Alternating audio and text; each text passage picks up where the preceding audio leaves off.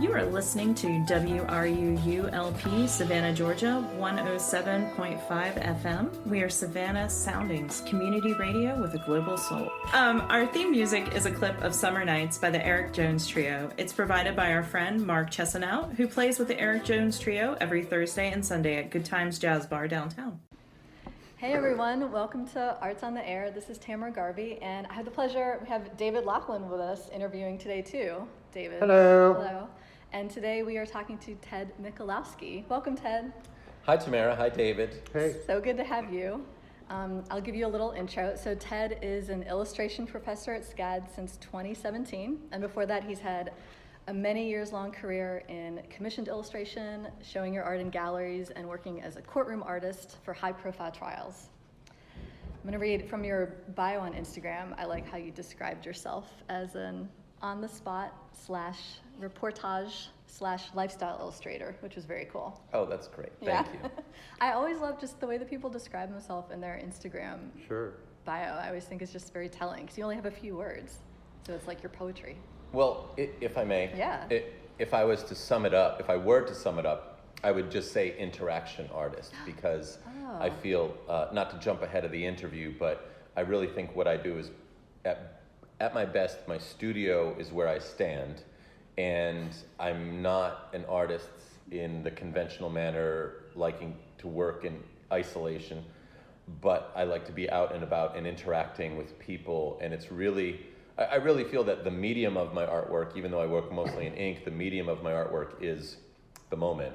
Yeah, and you're capturing motion is your big thing. Yes, and the experience is the true surface, and motion is a part of it, and being fueled by a love of life and reinforcing a love of life and doing that. Oh, that's beautiful. Just the things that you depict in general, the way that you are capturing people, and it's very, very fast, is, I feel like, for me, I think, is the hardest thing possible to do. And I feel like for a lot of people that just seems so foreign. So I'm really, really fascinated by how you got to this. Well, that breaks down to the courtroom sketches that you have done, because I was wondering about this, because for one thing, how'd you get that gig? Yeah.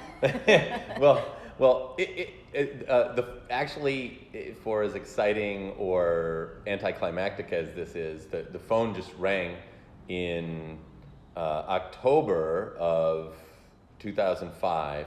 But I have to say, if I could just interrupt myself for a moment, with you mentioning about getting out there and capturing people through drawings. Courtroom illustration, I just realized, is drawing people who have already been captured. Oh, wow. You can use that now. Yeah. Well, that's good. It's titles can mean a lot, and a really good illustrator friend of mine, who was a classmate of mine from my Hartford MFA alma mater, Dan Bronner, one day gave me the gift of the title "Crooked Lines for Crooked Times," and I've used that ever since. So now it's capturing people through drawing people who have already been captured. Wow. It's not just capturing them, but it's also at the moment, because you have a very limited time. Yes. They're not going to be standing around posing for you. Yes. They're busy doing their courtroom thing.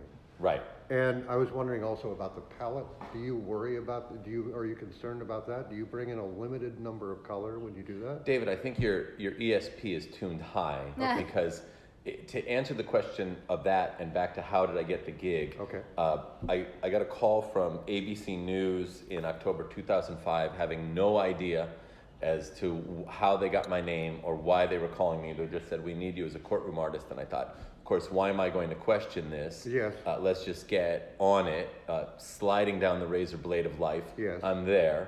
And then the next thing I think is your question. My next thought is, what do I use? I don't want to go in there and spill any kind of paint on, and then be fumbling over a large amount of supplies. Right. So in the beginning, I was using water-soluble crayons, because I thought if these fall, they're not going to mess up the carpet of a historic courthouse. And then I would just put my color down, activate them. I don't know if I'm getting too technical for you. Not for me. And then I would bring a synthetic sable brush with me, and I would bring in like a lotion jar. And the reason for that is just like an airport, a courthouse needs you to go through security and a metal detector, and you cannot bring in any liquids. Right. So I would bring in a lotion jar, empty of course, but the great thing about lotion jars, they make really great water containers when you need to just take in an empty container to fill in at the water fountain outside the courtroom. Oh, so smart. Yeah, and thank you. And but at the same time, they give you they sell them with a bottle full of lotion that you can actually use in the meantime, which helps with all the nervous anxiety going into the courtroom. So I fill that up with water and then dunk my brush in the water and activate the color that I laid down. As I did more and more courtroom illustration, as I did a few years later doing bigger trials, I thought, I'm going to graduate to just a handheld palette. I'm going to be fine. Then I'll cut out that middle step of activating the color. And as I became more seasoned and in my own groove, my own personal rule was I would only take enough that would go in a moderately sized portfolio case to draw in a 14 by 17 Bristol pad and some handheld watercolor, so that I always had one hand free to shake hands, to open a door, because it's intense and people aren't necessarily being polite before a trial, and it really takes a lot of aggressive maneuvers. Yeah, it's a whole different environment there than say teaching a class, for instance. So when you got the call but then a lot of it is the same.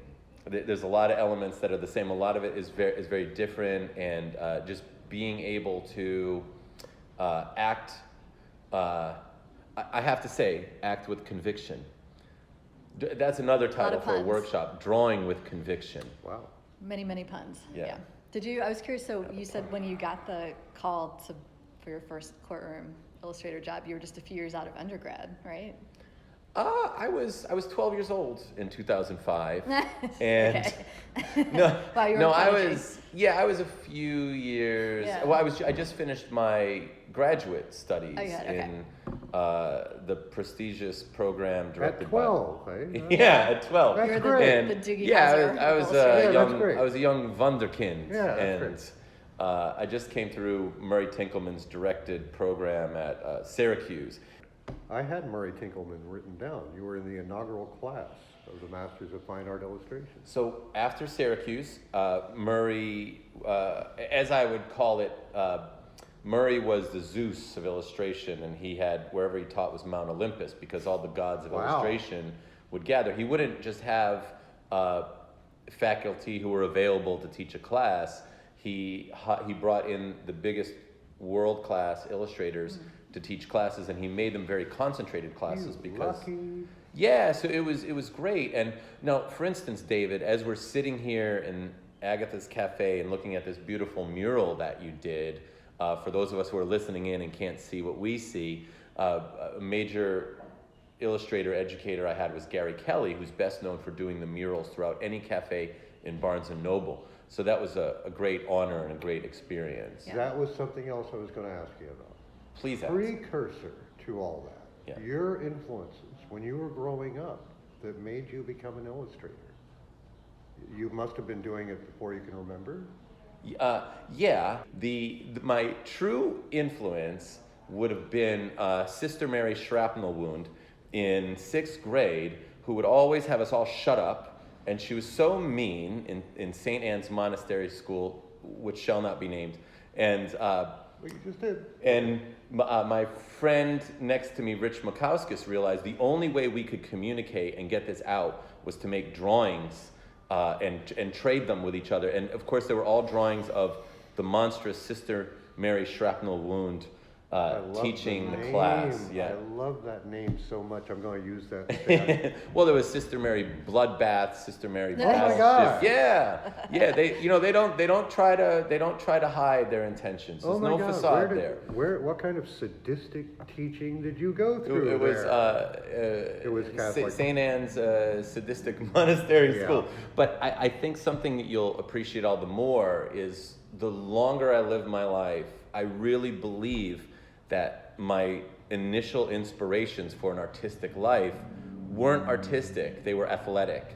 And it came from my father, who was always pushing me to get out there, be involved, and while other kids might not have been involved in as much. And not just sit in your room and draw. That's, well, more so sit in your room and play video games. Okay. If I was drawing, he was happy because I was involved in something. I was immersed and connected. Pardon me? Producing something. Producing, activated, but my father was entirely about making friends, playing sports, getting out there, being activated, being involved with the world. Yes, exactly. Right. And I've seen through my life and watching his life. My father is 92 right now. Fred Michalowski, who lives now in northeastern Pennsylvania with my sister Eileen.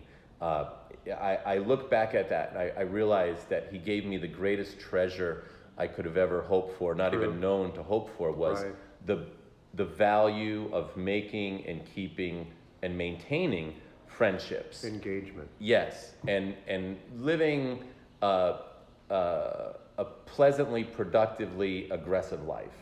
Well, you've done that. So far, you're doing great. Pleasantly Because you're aggressive. teaching Yeah. now. Funny. Well, not to have any misinterpretations of the word aggressive, Yeah. but it was about. I'm going to draw you, whether you like it or not. Well, there is There is that. there is some of that. Most of the time, drawing people, it comes from them not knowing, which is more of a stealth way.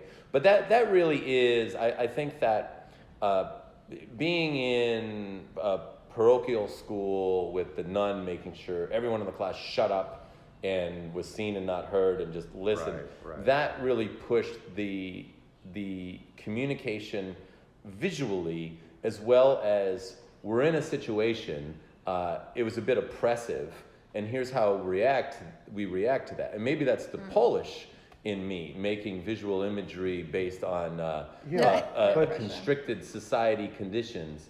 And then my father was the fuel of it, in making friends and getting out there, being active and being athletic. And from that, more technically, comes the entire necessity of athletics, which pours directly into making art in a direct means, as I do, in a reportage manner, is hand-eye coordination. Yeah. And there is that friendliness of drawing, of connecting with someone visually and thinking, what makes this person interesting? What makes them unique? And then I think that turns around too, and it makes one who draws in a sketchbook way, draws people directly, it makes them appreciate people all the more. And if I may, not to get too heavy, but I think if the world drew people, if there were portrait classes taught, I think we would have far less racism in the world, because people would be taught at a very young age to appreciate features, just like you Individual humans. Yes, and then we would look at each other and say, what an interesting brow you have. Right. Please sit next to me, rather than, quick, throw your book bag on that chair so that person doesn't sit there. Yeah, right. Well, I had wanted to ask you your affinity and how good you are at depicting people quickly as they're moving around. It wasn't until I was in my sophomore year, exactly 20 years ago, celebrating this anniversary of meeting Fred Brenner, my greatest and most meaningful teacher, who taught me how to draw in the true language of drawing and to really look and see what's around. And he's the person who inspired me to leave behind the more adolescent subject matter of barbarians and beasts and buxom babes and goblins. I try to find another B, but because of him, I just started drawing in diners and drawing senior citizens with huge beehive hairdos and very real life, and very interesting landscapes, because the face itself is a landscape. Yeah. And just like you are more worldly, the more places you travel, the more people you truly look at, and drawing forces you to really look at people, the more worldly you are in traveling the landscapes of people's faces, their visual personalities. So that came later, and it was Fred Brenner who really revolutionized my way of looking at drawing as a language. And then from then, it wasn't what I drew that was exciting, it was how I could draw that was exciting, and being not so much about the subject matter, but about the visual opportunity, which then circles back and then lends opportunity to draw some subject matter. Sort of the moment. Yeah, it's always the moment, the immediacy. He would say, there is no later. And that was something that really pushed me. But my father would say very much a parallel synonymously, he who hesitates is lost. So that's been a mentality that I think drives me, or I like to think drives me, in any aspect or direction or place of life. Not to jump all over the timeline, but Let's jump all over. But I will anyway, because Drawsome Yeah. is what you've been doing lately, or Yes. recently, I Yes. should say. Yes. And that was the live mural battle block party. Yeah. Yeah. How it Well, that was built. actually okay. So But wait, part of me, wait. Yeah. Okay. With breakdancer models. Huh. So that's recent. That's this past February at SCAD Museum of Art was the SCAD Define Art mural battle block party, and I selected some other professors, Ben Ward, Cameron Teedy, and Doug Soroy, who are also very dear friends of mine, and that's when you have the best colleagues. Sure. And with some graduate students, and we painted a mural of the breakdancers as they were going. And I also had to insist to be taught some breakdancing moves while we were there. Absolutely, it's part of the moment. And just give the students an opportunity. There's certainly over 1,000 in attendance. There might even have been 1,600. To give the students an opportunity to pass the mic a little bit and heckle their professors in a celebratory, appropriate Excellent. way. So you're all in a common meeting ground. Yeah. Let's keep it real. Yeah. Oh, I love that. But when you talked about just being taught about the moment and depicting it, is it like if you glance at somebody and you're trying to draw their face and they're moving constantly and you look at them for a second, is it almost like you have to have a photographic memory where you can look at them and you take a snapshot and then you can just draw that no matter that they're moving and they're in a different angle at every second? It's a great question. You are asking the perfect questions, and Really? I think Thanks. I think an analogous answer would be, how good are you at remembering lyrics to songs? Okay. So if you listen to a song and you listen to it once, maybe you'll remember the chorus or you remember the first line. But the more you listen to that song, the more you can sing along. And then the more songs you learn to sing along with, the easier it is to know the next song. Same thing visually, where if you're looking at people and it's just like, if you hike, you know how to handle different types of terrain. And even if you're up against something new rather than doing it for the first time.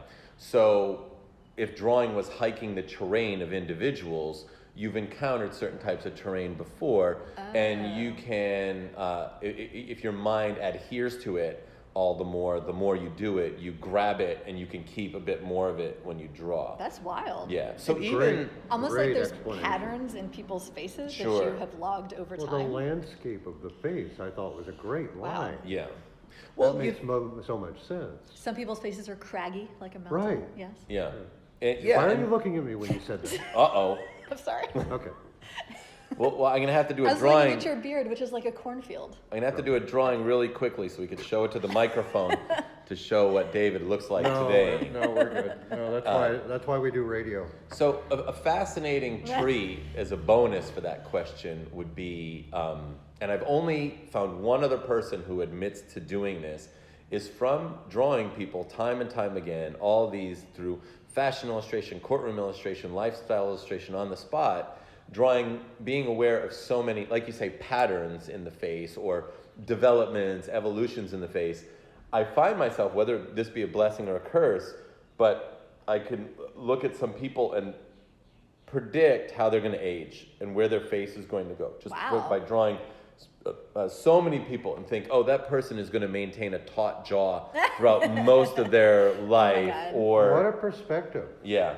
And another professor, thank you, David. Sure. And Wait, another, but would you only know that because you've drawn that same person as years have gone on, so you've Not seen that how people same age? person, but familiar. But like, how Total would you know? How would you stranger. know how somebody's Yeah. going to age unless you've seen like how people age? How I that think person just ages? drawing people more so, not of drawing certain people, but drawing people of certain genetic developments Okay. facially, and people of where you've just drawn people enough where you could see, oh, okay, I know, like, okay, that, you know, that brow can't wait to drop. Oh, certain features. Yeah. This sounds like you're going with your gut through previous experience. Yeah, like you can Oh my you can God. tell. Well, just like I don't know, maybe there's some type of meteorologist analogy or thinking what's going to happen to you know, how things are going to look. But I've another professor at SCAD in illustration, Stephen Gardner, who came to us from Brooklyn, who's a longtime friend of mine, absolute delicious personality.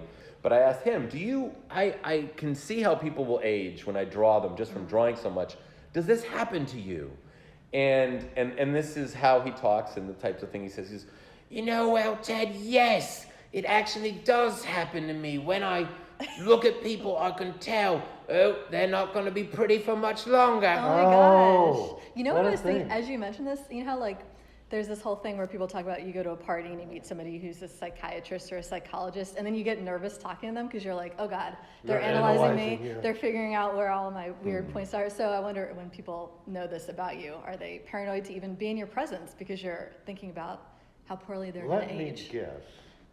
I do look at things, but I look more probably at how fabric drapes on shoulders and how it bunches up in elbows. I don't know if that's a really boring or interesting answer for you, but That's exactly what I mean. You're doing it from that point of view where they Yeah. might, especially someone who doesn't draw a lot or paint a lot or whatever, is not involved in the graphics. Yeah. They don't think of it that way so much.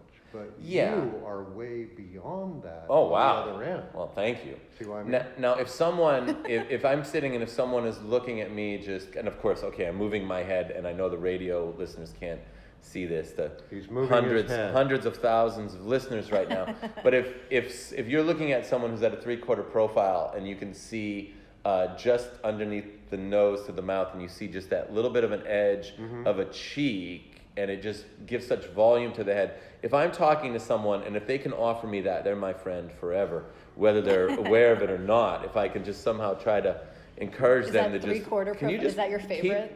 Keep looking, with a little bit of a Favorite tip. look? Just keep looking at me, but point your nose over towards the corner of that door frame. Okay, now we're friends. Have you ever done sculpting with clay at all? I feel like you would just be so amazing at creating busts of heads. Well, it would make my head bust because it would take too much time. I like to do, Yeah. I like You're doing- immediacy. Well, I like mediums that, my size is extra medium. I like mediums that have an immediacy Yeah. to it, right? Yeah. And I only just now realized that the root of medium is the same as immediacy. It's the same root. Is this something you just realized? I while you're just sitting realized here? this right now. Immediately you realized We that. captured that. That's great. You ignited that. That's great. David and Tamara, you have such great. inspiringly igniting presence Glad and to help. personalities. Didn't your father Absolutely say glad to he help. wanted you to capture the immediacy of the moment? That was my teacher, Fred Brenner, Okay. who was my second father. My true all-time father, Frank Michalowski, was very much about connecting with people. And also something that I noticed in him that he never mentioned is that he never met anybody for the first time. And this has become one of the most valuable things to me in my life, is that there's no such thing as the introduction, as oh, hi, how are you? Whenever he would meet somebody, it was immediately, hey, come on over, here we are. We've already been through that Yeah, we're introduction connected. phase. And I thought that's just so valuable, That makes because if I ever came home, and I think this has to do with drawing immediately, looking at people, because when I would come home from some type of school event or party or whatever in high school, and I said, Dad, he said, what are you doing home so early? I said, that one kid is there. I just don't like being around him. I'm just uncomfortable. That would infuriate my father more than anything. He says, no, you are not going to be uncomfortable. Get back there, go to that party, and you have every right to be comfortable. My father would teach, if you do the right thing, you have every reason to be comfortable no matter where you are. You never have to lie. And I thought, this element of presence and confidence is so valuable. What a great liberty to have with this mindset in life, which is very much required in athletics and in drawing from observation with immediacy, but also in social interactions, and also very much that's a connection with teaching and being in the class is being able to let people know I don't need to talk about the initial chit chat. I really appreciate this moment with you. Yeah. I only have this moment in life. You're a part of it. Let's make this time really valuable without even articulating it. It's just a natural state of mind. Dude, You know what? I can tell David has a lot to say. We're going to go to No, our no. station break, and then we will jump right back I can't in wait to hear. with everything David has to say. You are listening to WRUU-LP, Savannah, Georgia, 107.5 FM. We are Savannah Soundings, community radio with a global soul. Trees are one of Chatham County's most treasured natural resources. Beyond their beauty and cultural significance, the impact of trees are far-reaching and compounding, spanning from economic benefits to health improvements to climate change resilience. Trees are woven into every aspect of our lives. Savannah Tree Foundation protects and grows Chatham County's urban forest through tree planting, community engagement, and advocacy.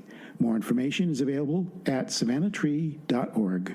This portion of WRUU's programming is brought to you by listeners and by Brighter Day Natural Foods. Brighter Day Natural Foods has been serving Savannah's healthy food and supplement needs since 1978. It is located at the corner of Bull Street and Park Avenue. They have online ordering and curbside delivery available, and now a walk-up window for smoothies, juices, and sandwiches from the deli. They are open from 9 a.m. to 7 p.m. Monday through Saturday, and 10 a.m. to 6 p.m. on Sunday. More information can be found at brighterdayfoods.com. What does it mean when we say that WRUU is a community radio station? It doesn't just mean that we invite the community to create programming. And it doesn't just mean that we're a voice for the community. It also means that we're counting on the community to keep us going. And you are the community. Almost all of our modest budget comes from small annual or monthly donations from listeners like you. You get to enjoy our community-focused programming because many others have stepped forward to do their part. Now do your part by joining our community of listener donors. Go to WRUU.org right now and make a one-time or monthly donation. And thank you for supporting Savannah's community radio station, 107.5 FM. Hey everyone, welcome back to Arts on the Air. You have Tamara Garvey and David Laughlin, and we are interviewing Ted Michalowski, illustration professor at SCAD and amateur rock DJ voice. Radio Lose. Tune it in and rip the knob off. Yeah, that's an amazing You got a great rock voice. DJ voice. Yeah, that sounded really good. You might have to do the intro for Art on the Air. Okay. All right. And I'm actually, it's funny you say that. I'm actually celebrating the 30-year anniversary of the first radio show that I was on with Tom O'Neill, who was a major influence in, well, he's doing storyboard illustration right now for Warner Brothers television shows like Supergirl and The Flash. He lives in Beverly Hills, and I met him at a movie theater. He was a projectionist in the United Artists Eric movie theater, my first job when I was 15, and really just set my life in motion. was motion a pun? Pardon? Motion was a pun. You caught something and I didn't even realize I did. And you're Setting it in really, motion. You're really, set everything in motion, right? It got the reels going. Yeah. And I would go upstairs and he was doing his illustration assignments, and I thought, wow, you could have this as a job. I thought all job opportunities from like my career advisor in high school were limited to the figures you'd see under the Christmas tree. Like you could be a mailman, or you could be a doctor, or you could be a police officer. And I thought, wow, you could just draw stories, and it's called illustration. And then skip ahead 3 years, and we did a radio show together, which was a very tongue-in-cheek, total ridiculous show called Doomsday Radio in summer of 1993, 30 years ago, a university radio channel. And we would just bring in our friends every week and have them be guests, like the good butt Baron von Tim Meister, gun expert and Elvis impersonator from the Big Happy Moon Cheese House of Doom. And this is 30 years ago, and I remember a name like memory. that. Yeah. Yeah, so 30-year like anniversary to that in terms of being a radio DJ personality. Yeah. But it all fits into Look this. where you are now. It all fits into this is, as a new Beatles single is being released today on November 2nd, it all comes by with a little help from my friends. All of these accomplishments, initiationary events in life, all have to do with being connected to people and cultivating a connection and electricity and energy between each other, and surrounding yourself with the type of people who amplify your life. You help them, they help you, and then that's how life propels. We don't just fall off the sun. For as many artists who would like to inflate, or how did you euphemistically describe ego earlier on, like a healthy sense of self-esteem? So a lot of people will like to take credit for initiating everything themselves. I can't think of anything that I've done without great help and connection with others who've been most meaningful. And that's the true treasure in life, is meaningful, productive friendships. That's one of the best outlooks that anybody could have, really. Oh, thank you, Because David. we're all Great connected. book. And Yeah. a lot of people forget that. At least Team the spirit. At least the ones who don't give me credit forget. So, I'm just kidding. Can I ask you, so David kind of touched a bit on in the first half dear. about your travels through Poland.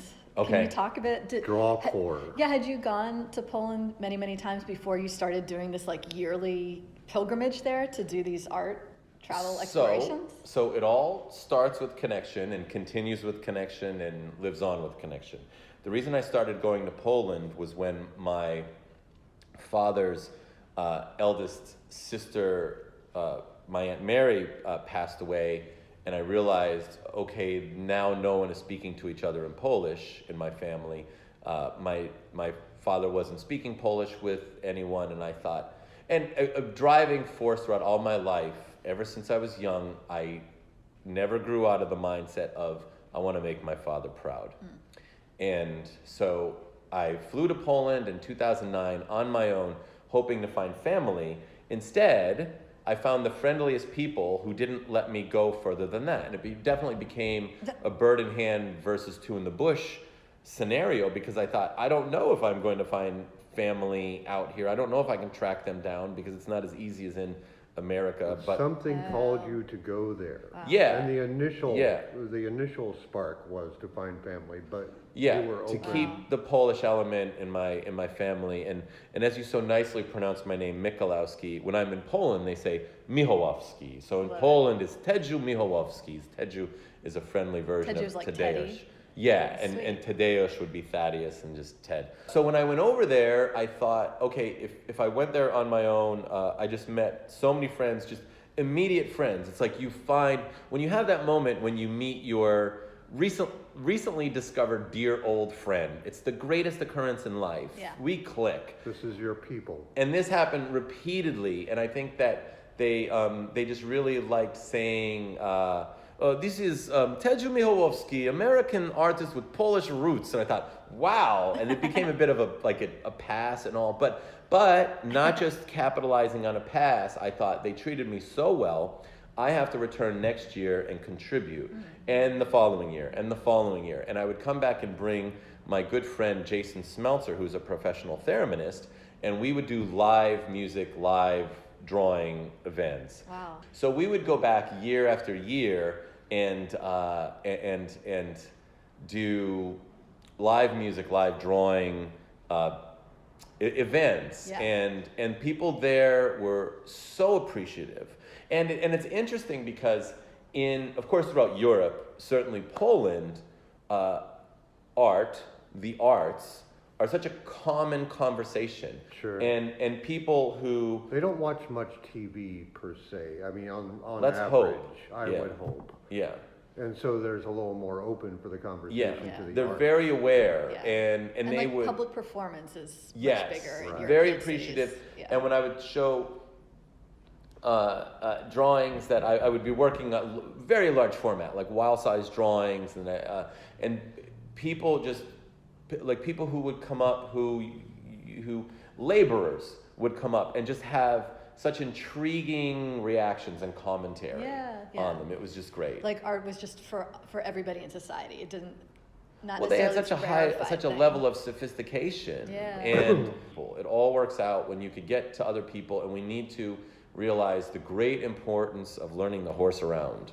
And a sense of exploration is what drives most of us.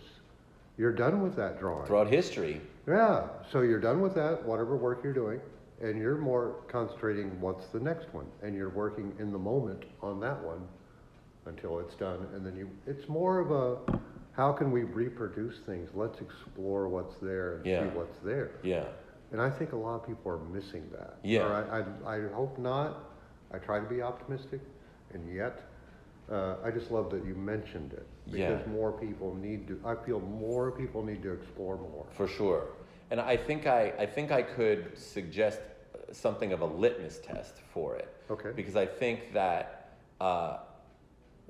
when you see all these Instagram posts, self-help posts on what's important in your life and how to get away from stress, I really think the answer, not the answer, but the symptom of the answer, the evidence of the answer is waking up and having your own personal Christmas, in terms of needing to go and look at what you accomplished yesterday, and having that experience of, for me it's a drawing, but can be anything, where you wake up and you think, this is what I did yesterday, I need to go and look at this, and you need to get to that before you realize you're hungry, or you realize you are too warm or too cold, and you go and you see, in my case, a drawing. I finished this yesterday, and it's like 100 Christmases, and you're your own personal Santa Claus, because you've made your life to be so fulfilling and so meaningful. And I really think the true word is authenticity.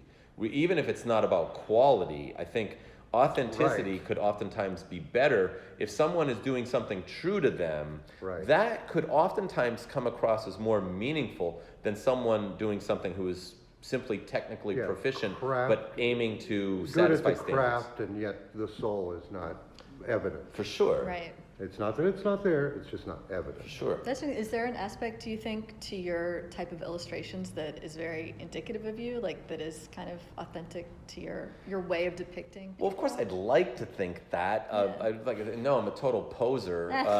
But I'd like to think that, because I growing up, I thought, I'm trying to learn how to draw. It's such a major goal of mine in life, but what is me? What type of art can I make that makes me someone appealing to the world of employment, but also at the same time sincere and a genuine artist, in terms of I'm doing something that's truly me?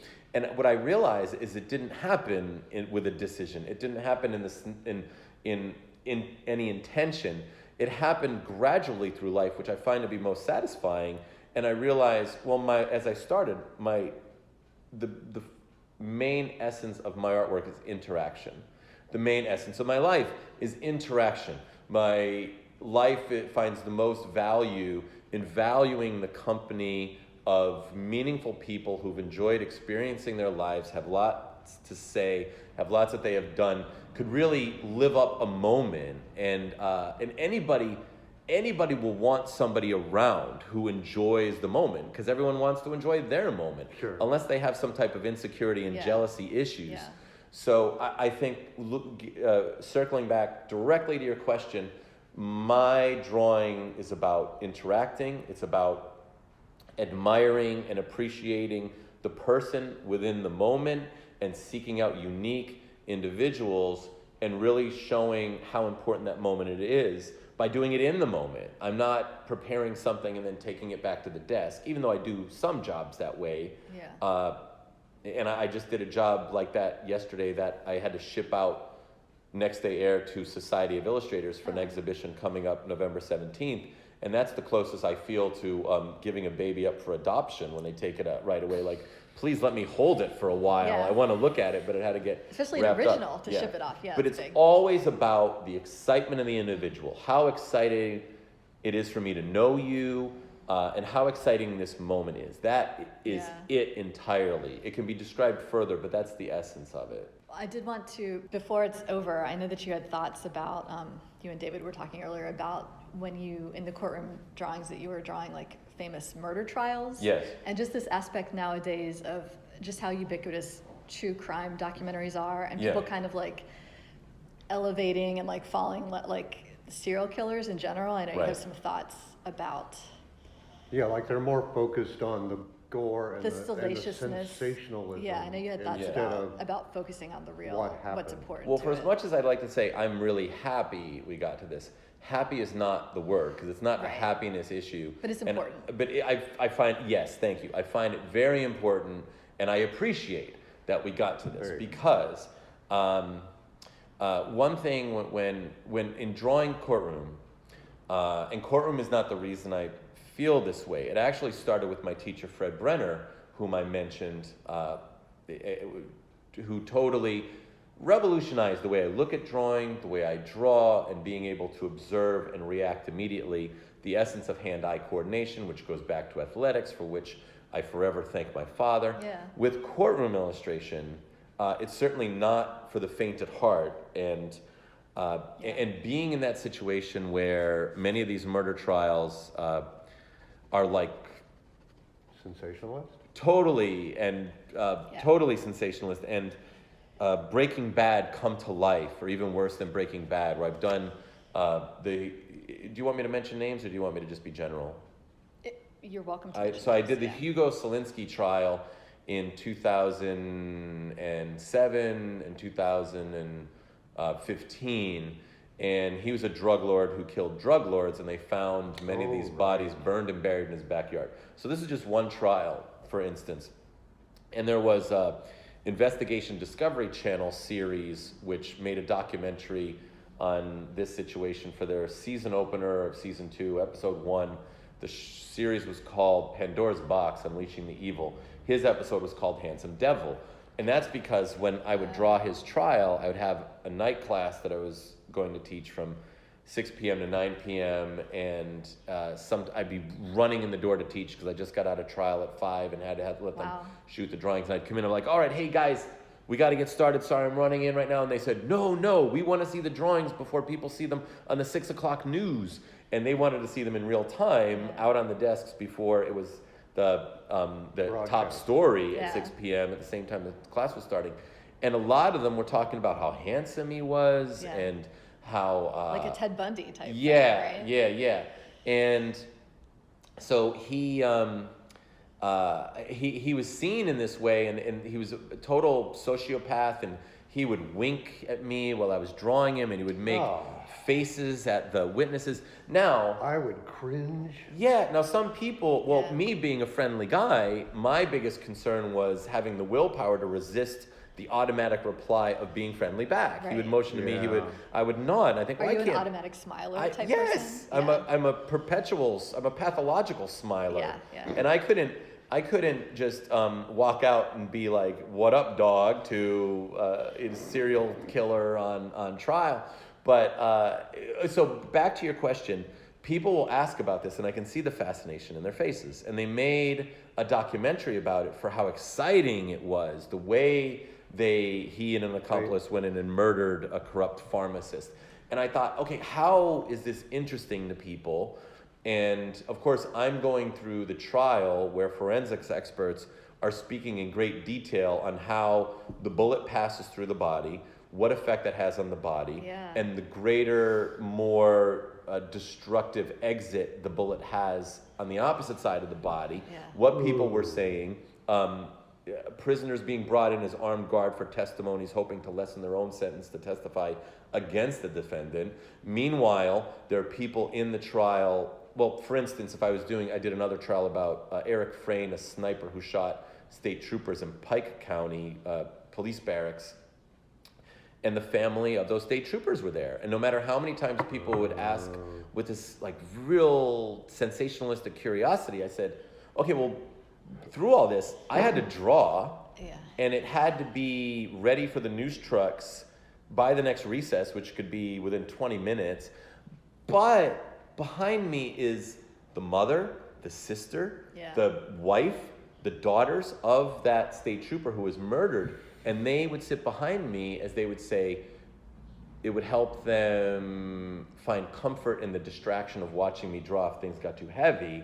And I'd say, I really appreciate that, but there is going to come a time when there's going to be a forensics expert up there, and I'm going to have to draw something you're not going to want to look at. Wow. And that weighed on me so heavily, and having to draw with the families, not only was that murder victim, the state trooper, whoever it was, not only was their lives taken from them, but it also destroyed the lives of their family. Yeah. And that family was behind me crying and Sure. bawling and crying into each other's shoulders, while up ahead a lawyer is screaming at, and truly screaming at, whoever it is being cross-examined. In this situation, I have to draw. And of course, being a professor, I'll hear excuses of, this was late because my roommate broke up with, and Yeah. I thought, okay, but I have to put myself, I have to be understanding, but my mind does go back here.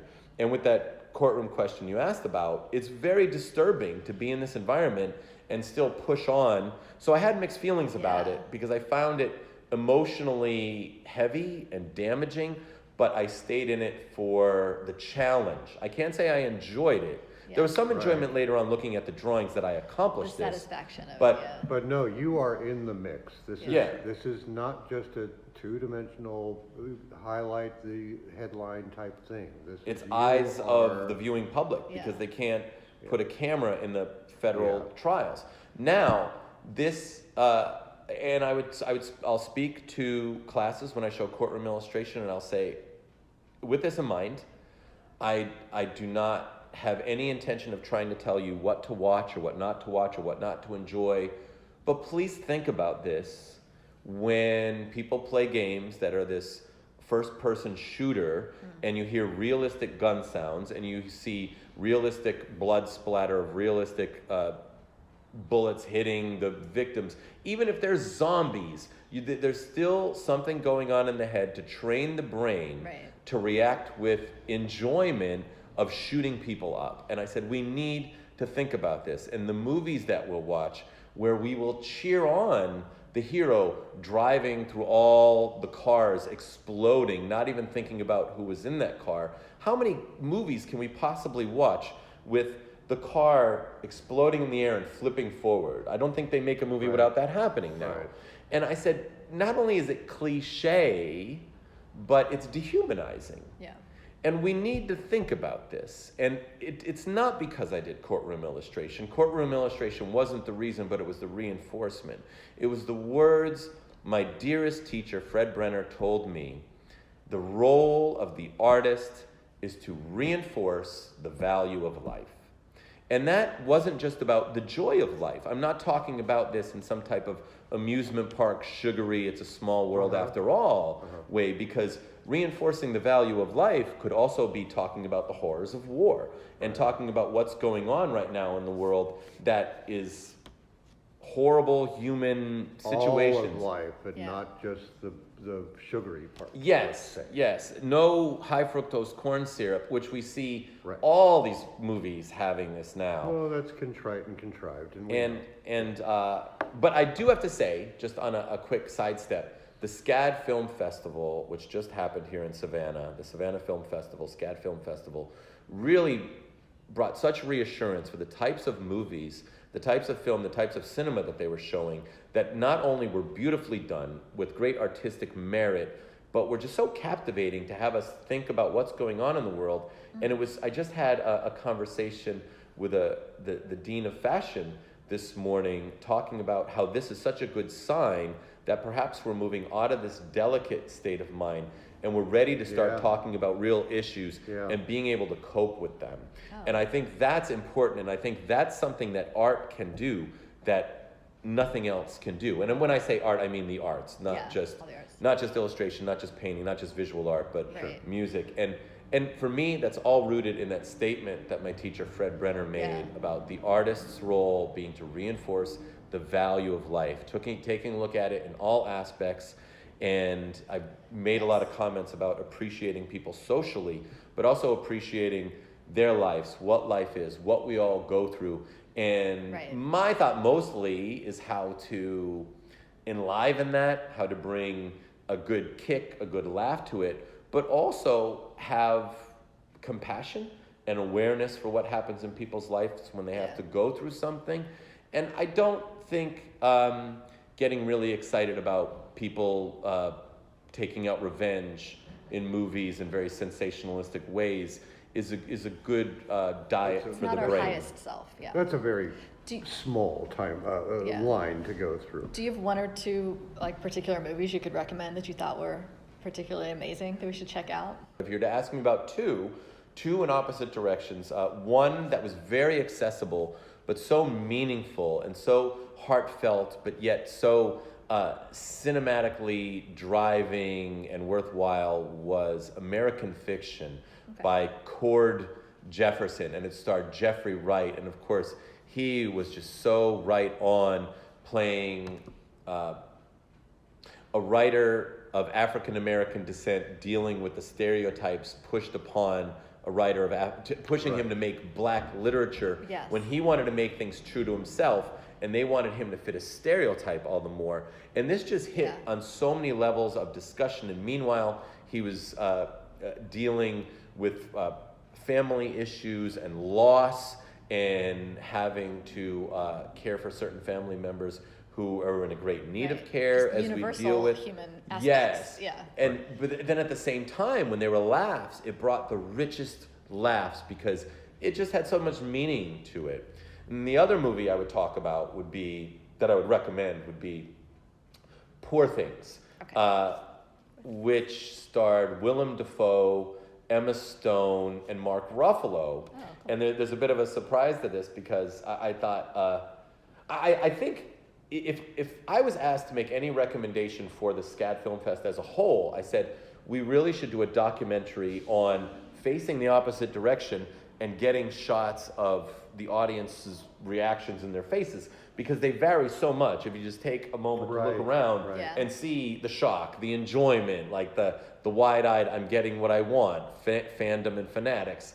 And during Poor Things, there were people gasping and a bit appalled and leaving the theater. But then at the end, there was the greatest concentrated rush up to the set designer and costume designer who stayed to speak with the audience. And it was my thought that, is it possible to get, thinking rhetorically, to have this much of a concentrated interest and enthusiasm without putting people off? And of course, you're seeing Emma Stone in some scenes you would never expect to see her in, but it wasn't appealing. It wasn't sexy. It was very unnerving because it was a bit of a Frankenstein story. It was almost like Frankenstein as if written by Lewis Carroll with some... Stop right there. I love the analogy right Have to there. look Well, these it up, goes a yeah. lot further. No, but I like that alone. Yeah. Just that alone has already set me off. So this has been super fascinating. So David, do you have maybe like one final kind of question Well- to ask of Ted? Because we're kind of getting toward the end. Okay. Well, one thing I was curious about was what led you into teaching? So... Was it just your perfect voice for emoting? in a Oh, room? that, Yeah, oh, stop. there's that. So I think that's very nice of you. I'll have to hold my cheek to the microphone to show how I'm blushing. So I think if you keep on top of everything, and if you really invest yourself in your life, I think You wanna give life, back? yeah, life pays you back. Like, you love life. Life is a very reciprocating lover. Yeah. And the more you love life, the more life shows you how appreciative life is that you love it. And I never thought of being a teacher. I just wanted to I think it just happened where I just wanted to be active and one have of those something things. productive and exciting. It could have been sports. It became drawing. I always loved drawing. And then meeting people who are more resonant to your love for it. So of course, anyone who has a life and career combined in doing something will appreciate someone who truly loves that. And then you meet those people and they help you. Mm-hmm. And I think this is the meaning of life is, one, you decide what you're most passionate about, you meet the people who have done it or done as close to it as possible and want to help you and share wisdom and guide you. Then you surround yourself with people of like mentalities, and you inspire each other and you amplify each other's lives. And then thirdly, you pass it on. And at one point, when my teacher Fred Brenner would allow me to sit in his classes long after I had taken them repeatedly, and the chair pulled me into her office and said, "Stop taking Fred Brenner's classes," I said, "I understand the importance of the BFA degree, but what's more important is the classroom experience." And Fred Brenner gives me the greatest classroom experience. He shows me truly what a teacher is and what can be and the effect that can be had. So I told him, I said, they won't let me sign up for any more of your classes. He said, "Who says you have to sign up? This is a very dangerous thing for me to say as a professor, but he said, just come in, just show up." So that's what I would do. I graduated a year and a half later, but I've always found this to be the best investment I made in my life. And after he went back into his second retirement, I said, "Fred, I'm not your student, I'm your disciple." And he would have me draw from a live model 2 hours every Tuesday night, 3 hours every Wednesday morning, stay with him in his studio. Wow. I never scheduled classes on Wednesday so I could do this. I pretty much impersonated an undergraduate student. I was truly a Fred Brenner disciple. Wow, what a drive. And he was listed as one of the 14 most influential artists as an educator in America at the time by Artist Magazine. And I said to him, "You never let me pay you. You never let me treat you. You never let me treat you to lunch. You never let me mow your lawn in the summer. You never let me shovel your sidewalks in the winter." This is in Pennsylvania.